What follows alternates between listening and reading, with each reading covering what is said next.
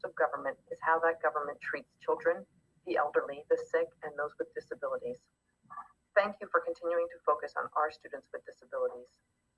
When we look at 3 to Succeed and building resiliency, overall, our students, parents, and staff have more negative life experiences than those without disabilities. To counteract these stressors, we look for protective factors, many of which are based in the school environment, invaluable relationships with special ed staff, a sense of competence from appropriate instruction and accommodations, and peer interactions to build friendships and learn social skills. When the school doors closed, these protective factors disappeared. To minimize trauma, instead of worsening it, we must act.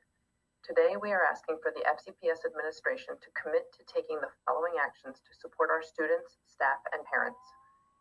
Make a direct statement on whether or not the school system is obligated to offer FAPE. Per VDOE, if general education students are being taught new material, then the answer is yes. Share a clear explanation of the legal backing for setting up temporary learning plans for special education students.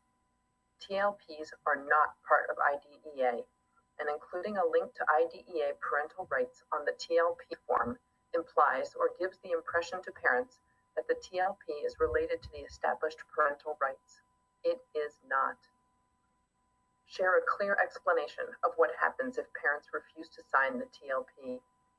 One parent was recently told if she did not sign it, her child would receive no special education support during remote learning. Share why brand new TLPs were needed instead of making changes to IEPs. Modifications can be made as IEP addendums, even without meetings. No new forms, no new training, and way less confusion.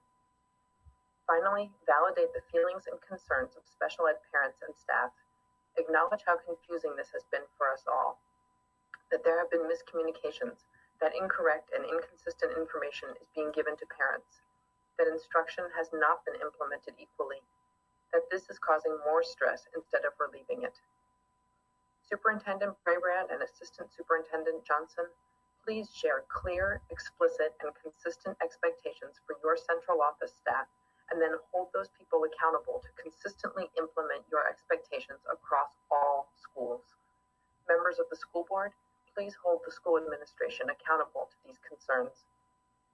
Looking at our hierarchy of needs to prevent worsening trauma, thank you for first focusing on the needs of food, shelter, mental health support, and awareness of additional community resources.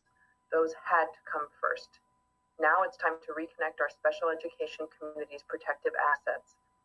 An FCPS parent said to me on the phone yesterday, the people who should be in our corner are the ones who are against us the most. Show us that this is not the case.